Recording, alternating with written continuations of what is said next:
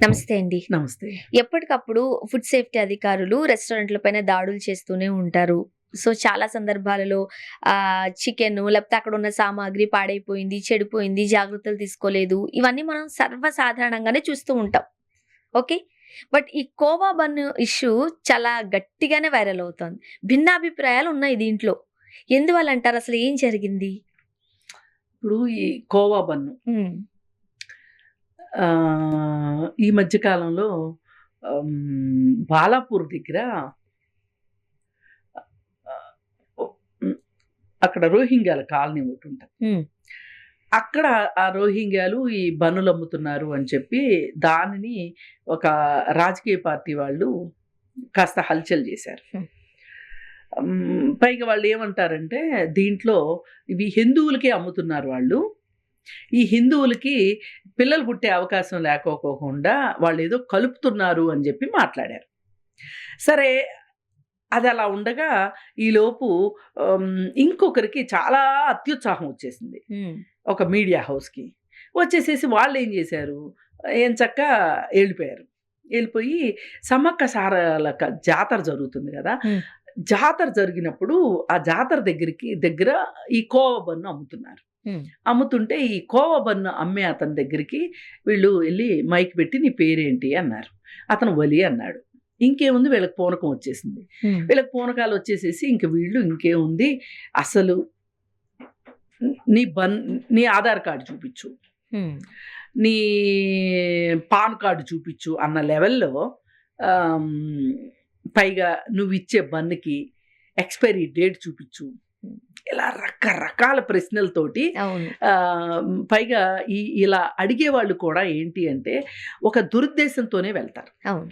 వెళ్ళి ఈ దురుద్దేశంతో ఒక్కళ్ళెళ్ళరు. అక్కడ వాళ్ళేమన్నా తిరగబడితే 4 తంతారేమోనని భయంతోటి వీళ్ళొక గుంపుగా ఎళ్తారు. జనాల్లో కలిసిపోయి ఉంటారు. విషయం సీరియస్ అవుతుంది అన్నప్పుడు వీళ్ళు గూడా వచ్చి జాయిన్ అవుతారనమాట. అయితే ఇ ఇ ఇక్కడ మనకి నేను ఈ మాట ఎందుకన్నాను అంటే, ఇప్పుడు నెక్స్ట్ చెప్పబోయేది వింటే మీకు నేనెందుకన్నానో అర్థమవుతది. ఇంకా అబ్బాయిని రకరకాల ప్రశ్నలు యాంకర్ సంగతి వదిలేసేసి, ఇంకొకామె ఆ మైక్ లాక్కొని, ఆ మైక్ పెట్టేసేసి, "నువ్వసలు ఇట్లాంటియి అమ్ముతున్నావు గదా! ఇందులో ఏదో కలిసింది. ఇది శుభ్రంగా లేదు. ఇది శుద్ధిగా లేదు. ఇందులో విషం ఉంది. అదుంది, ఇదుంది. నువ్వు తింటావా? అంటే నువ్వు రోజు తింటావా?" అంటే అప్పుడప్పుడు తింటాను అంటే, "రోజు ఎందుకు తినవు?" అంటే ఇక్కడ పిల్లలందరికి ఇచ్చి ఈళ్ళందరికీ అయితే అనారోగ్యం వచ్చేట్టు చేస్తావు గానీ, నువ్వు మట్టుకు బానే ఉంటావా? అంటే అతనంటాడు, "ఒక బన్ అమ్మితే మాకు రూ. 2.5 మిగులుతాయి. హ్మ్. మాకు ఎన్ని బన్నులమ్మితే మా కుటుంబం గడుస్తది. మేము ఈ బన్నులు తింటా కూర్చుంటే మాకు డబ్బులెట్లా?" అన్నట్టు అతను మాట్లాడాడు. మరి అంతే కదా! ఇప్పుడు స్వీట్ షాప్ ఉంది కదా! అని చెప్పి రోజు కూర్చొని స్వీటులు తింటారా? స్వీట్లు వాళ్ళు తింటారా? టేస్ట్ కూడా చేయరు. ఆ! ఇప్పుడు డైమండ్‌లు అమ్మే షాప్‌లో వాళ్ళు రోజు డైమండ్‌లేసుకొని తిరుగుతారా? నిజమే గదా! ఆ! అయితే ఇక్కడ లేదు నువ్వు తినాల్సిందే, ఇప్పుడు నువ్వు తినాల్సిందే అంటే అతను పాపం తింటాడు. తింటుంటే కూడా అతన్ని ప్రశ్నించి ఇంకొక గుంపులాగా మూగేశారనమాట. హ్మ్. మూగేసేసేసి అతనికి దగ్గొస్తుంది. ఇప్పుడు బన్ తింటుంటే అవును. పైగా చుట్టూ హ్మ్. పైగా అతను తినేసాడు గదా! తింటున్నాడు గదా! ఎ ఎ తినడేమో అనుకుని వీళ్ళు ఆ మాట అడిగారు. తింటుంటే "నీకెందుకంత చెమటలు పడుతున్నాయి? నువ్వెంతంత గాబరా అవుతున్నావు? నువ్వెందుకంత గాబరా అవుతున్నావు?" అంటే ఒక నిరక్షరాస్యుడు, అవును. ఒక రోజువారీ ఆదాయంతోటి కుటుంబాన్ని నడుపుకునే ఒక వ్యక్తి, హ్మ్. అందున ఒక మైనారిటీ వ్యక్తి చుట్టూ ఇంతమంది మూగి, సో కాల్డ్ చదువుకున్న వాళ్ళందరూ ఇంగ్లీష్‌లోనూ, తెలుగులోనూ అతనితోటి మాట్లాడుతా ఉంటే, ఏం ఈ మాట్లాడతారు? ఏం మాట్లాడతారు వాళ్ళు? నీకు నచ్చితే కొనుక్కో లేకపోతే లేదు ఎళ్ళిపో. అక్కడికి గూడా వద్దాం. అప్పుడే అవ్వలేదు. హ్మ్. సరే. ఇలా మాట్లాడారు. ఇంక ఒకళ్ళకి మించి ఒకళ్ళు వచ్చేసేసేసి ఎవ్వరికి తోచిన భాష్యాలు వాళ్ళు చెప్పేసేసి నానా హంగామా చేసి పారేశారు. హంగామా చేసి పారేసేసి ఇంకతను ఆహ్, అక్కడ నుంచుని అమ్మే ధైర్యం గూడా చేయలేని పరిస్థితి తీసుకొనొచ్చి అసలు నువ్వు ఇక్కడికెందుకొచ్చావు? నువ్వు ఇక్కడికెందుకొచ్చావు? హ్మ్. అసలు ఈ సమ్మక్క సారలమ్మ జాతర దగ్గరికి రావటానికి అన్య మతస్థులు రాగూడదని నీకు తెలీదా? అసలు గవర్నమెంట్ ఈ నిర్ణయం తీసుకుంది తెలీదా నీకు? అసలు నువ్వు 10 రూపాయలకి కోవా బన్ను ఎట్లా తయారవుతుంది? ఇలాంటి ప్రశ్నలన్నీ యేశారు. యేసి అసలు ఎంతంటే అతను ఆ నిమిషం ఈ భూమి చీలిపోతే బావుండును. నేను ఆ అవును. భూమిలోకెళ్ళిపోతే బావుండు అనేంత బాధ పానిక్ అతని అయిపోయాడు ఆయన. మొహంలో అసలు ఇంకా అదే ప్లేస్‌లో ఒక మహిళ ఉంటే గనక ఏడ్చేసేది. హ్మ్. అంతలా వీళ్ళు అతన్ని ఏమంటాము మానసికంగా హేళన వేధించేశారు. చేయడం, మానసికంగా కుంగిపోయేలా చేయడం. అసలు వీళ్ళకి మానవత్వం ఉందా? అసలు మనుషులేనా వీళ్ళసలు? అంటే పిచ్చుకల మీద బ్రహ్మాస్త్రాలేసేది. అంటే అతను గట్టిగా సమాధానం చెప్పలేడు చెప్పలేడు కదా! కదా! పిచ్చుకల మీద బ్రహ్మాస్త్రాలేస్తారా మీరు? మీ చేతిలో మైకులున్నాయి గదా! అని. లేదు అసలు మేము సో కాల్డ్ జర్నలిస్టులం గాబట్టి, మా ఇష్టమైనట్లు మేము మాట్లాడతాము. ఇష్టమైనట్లు రిపోర్ట్ చేస్తాము. దీనికి ఉచ్చం, నీచం ఉండదు. న్యాయం, ధర్మం ఉండదు అని ఇక్కడ పైగా మతాన్ని తీసుకొచ్చారు. హ్మ్. ఏమండి రోడ్డు పక్కన బోర్లమ్ముకునే వాడికిను, సవరాలమ్ముకుని, దువ్వెనలమ్ముకునే, పూసలమ్ముకునే వాళ్ళకి కూడా మీరు రూల్స్, రెగ్యులేషన్స్ పెడితే అసలు ఒక చోట స్థిరంగా వాళ్ళు అమ్ముకోరు. అవును. ఎక్కడ గిరాకీ ఉంటే అక్కడికెళ్ళి అమ్ముకుంటా ఉంటారు. యాక్చువల్లీ బయట అమ్ముకునే వాళ్ళకి ఆ! లోపల జరిగే మత ప్రార్థనలు కావచ్చు, పూజలు కావచ్చు, ఏదైనా కావచ్చు.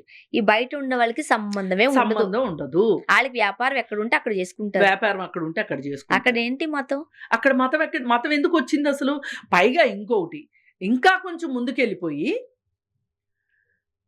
అసలు కనీస జ్ఞానం గూడా లేకోకుండా, అసలు ఒక చట్టం, ధర్మం, న్యాయం ఏం చెప్తుంది అని చూడకోకుండా, సరే ఈ మధ్యలోకి ఒక పోలీస్ ఆయన వచ్చేసాడు. ఇప్పుడు మీరు ఇంతమంది కలిసి మీరు మోగి ఇది చేస్తున్నారు గదా! ఇప్పుడు అతనికేమన్నా అయితే ఎవరు బాధ్యత వహిస్తారు అని జెప్పి పోలీసొచ్చి అడిగాడు. పోలీస్‌ని కూడా తిట్టడం మొదలెట్టారు. అవును. పోలీస్‌ని కూడా పక్కకు పంపించేశారు. ఇది మూకబలం అంటారు. మందబలం అంటారు. ఇది అడివా?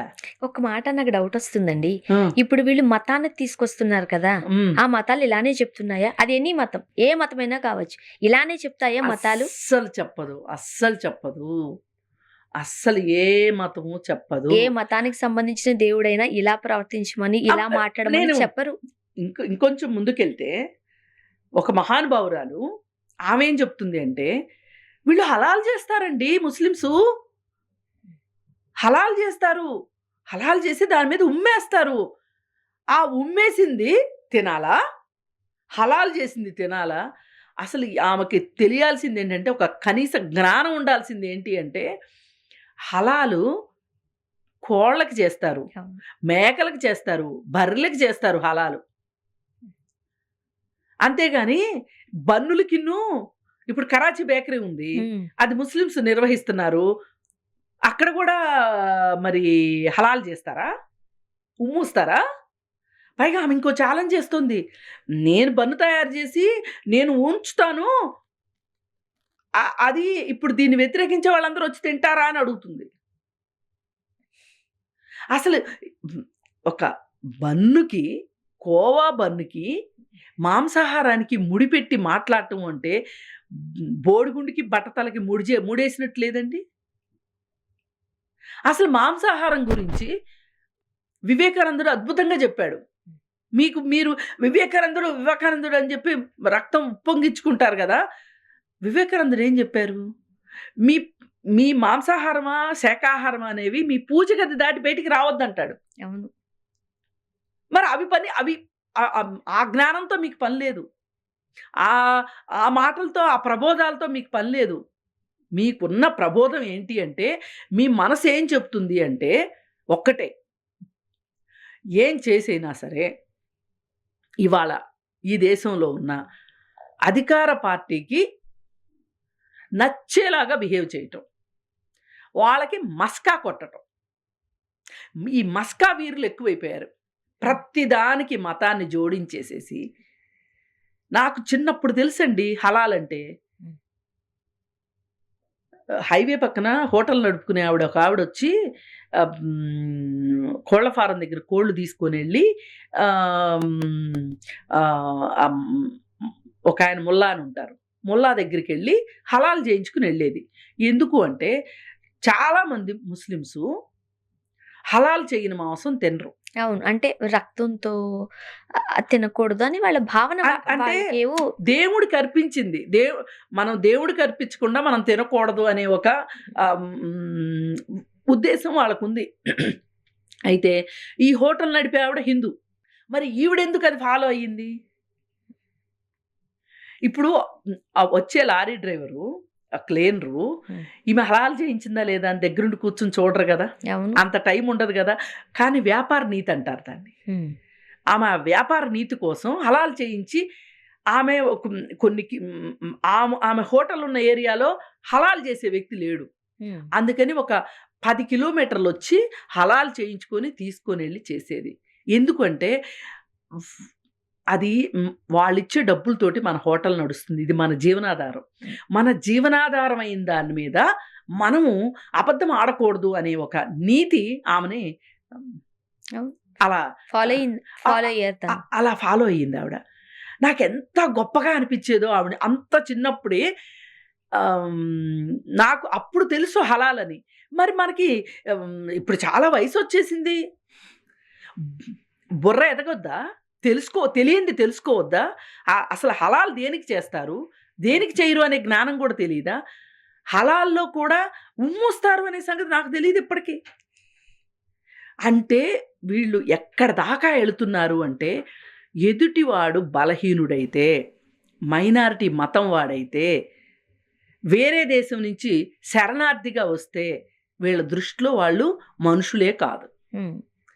వాళ్ళతోటి వీళ్ళు మనుషుల్లాగా బిహేవ్ చేయరు. వాళ్ళు మనుషులు అవునా కాదనేది కాసేపు ఒక్క నిమిషం పక్కన పెట్టండి.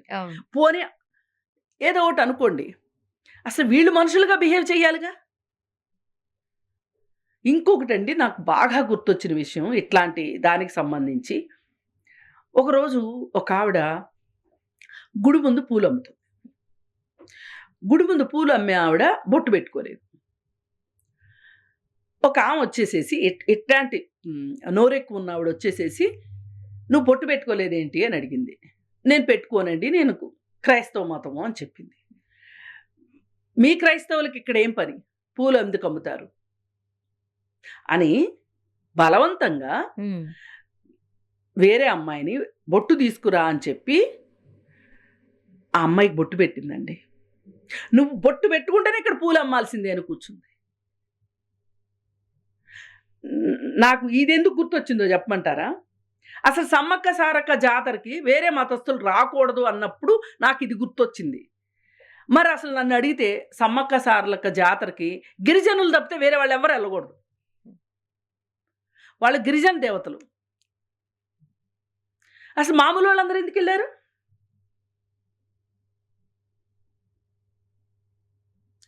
పైగా ఇప్పుడు మన ఎగ్జిబిషన్ జరుగుతుంది హైదరాబాద్లో. ఎన్ని మతాల వాళ్ళు, ఎన్ని ప్రాంతాల వాళ్ళు, భారతదేశం బ్యూటీనే అది కదా. దాని పక్కన భిన్నత్వంలో ఏకత్వం. అసలు మీకు ఇంత అవసరం దేనికి వచ్చింది? అసలు ఒక మనిషిని ఇప్పుడు అతని తండ్రి వచ్చి, మీరు కావాలంటే చెక్ చేయించుకోండి, దానిలో ఏదైనా ఉందని తేలితే మమ్మల్ని ఇక్కడే ఉరి తీయండి అని చెప్పి మాట్లాడాడు. ఇప్పుడు జనరల్గా ఏంటంటే కర్నూలు ఏరియాలో వీళ్ళు ఏం చేస్తారంటే, కొంతమంది గేదెల్ని పెంచుకుంటారు. పెంచుకొని ఆ గేదెల పాలతోటి వాళ్ళు ఇంట్లోనే కోవా తయారు చేస్తారు. కోవాలో వేసేది ఏంటి? పాలు, పంచదార, బొంబాయి రవ్వ వేస్తారు. ఈ బన్నులు 2:30కి దొరుకుతాయి వాళ్ళకి, ఫ్యాక్టరీలో తయారవుతాయి బన్నులు. ఈ బన్నులను తీసుకుని వచ్చి వాళ్ళు ఈ కోవా పూసేసి ఒక్కొక్క బన్నుకి 10 రూపాయలకి అమ్ముతున్నారు. అది వచ్చేది 2.5 రూపాయలు వాళ్ళకి మిగులుతాయి. అవును. హోమ్ మేడ్ కోవా బన్నులు చాలా బాగుంటాయి. చాలా బాగుంటాయి. తింటాం, బయట తింటాము. దాంట్లో కూడా జాతి, మతం, కులం పెడితే ఇంకేంటి అసలు, అంతే కదా. అసలు ఎక్కడ దొరికిన సంత అనిపిస్తుంది ఇదంతా చూస్తుంటే. ఎందుకు ఇంత చేస్తే ఖండించాల్సిన వాళ్ళే దానికి అగ్గికి ఆజ్యం పోస్తున్నట్లుగా ఎలా పడితే అలా మాట్లాడితే. ఇవన్నీ కాదండి, నిన్న ఒక వార్త వచ్చింది. డామినోస్ పిజ్జాస్ ఉన్నాయి కదా, పిజ్జాస్ అమ్మే షాపులు చాలా ప్రమాణాలు పాటించట్లేదు, శుభ్రత, నాణ్యత ప్రమాణాలు పాటించట్లేదు అని వచ్చింది.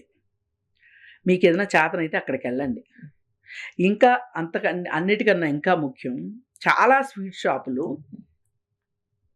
ఎక్కడా కూడా ఎక్స్‌పైరీ డేట్ ఉండదు. అవును. సైకిల్ పైన అమ్ముకునేవాడిని ఎక్స్‌పైరీ డేట్ అడుగుతున్నారు అంటే, మీ బుర్ర అరికాల్లో గూడా లేదేమో అనిపిస్తుంది. అంటే వాళ్ళని అడిగేంత ధైర్యం ఉంటదా మనోళ్ళ దగ్గర?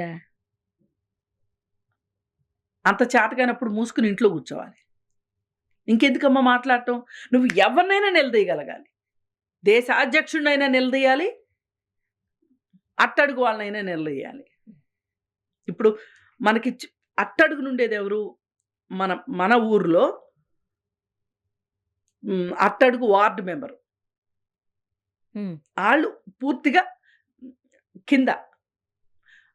పైన దేశ ప్రధాని. ఎవ్వరినైనా సరే, అక్కడున్నది ఏ కులము, ఏ మతము అని చూడకోకుండా. అయినా ఇవన్నీ చేయడానికి సంబంధిత అధికారులు ఉన్నారు కదా! గవర్నమెంట్ పనిచేస్తుంది కదా! మధ్యలో వాళ్ళకెందుకు? ఏదైనా ఇబ్బందికరం, అక్కడ ఏదన్నా కల్తీ జరుగుతుందని అనిపిస్తే, లేకపోతే ఏదైనా ఫిర్యాదు అందితే వాళ్ళు కదా వచ్చి దాన్ని చెక్ అట్లా చేయాలి. కాదుగా. ఇప్పుడు మనకి వేరతాళ్ళేస్తారని కదా మనకి. థాంక్ యూ అండి. Thank you.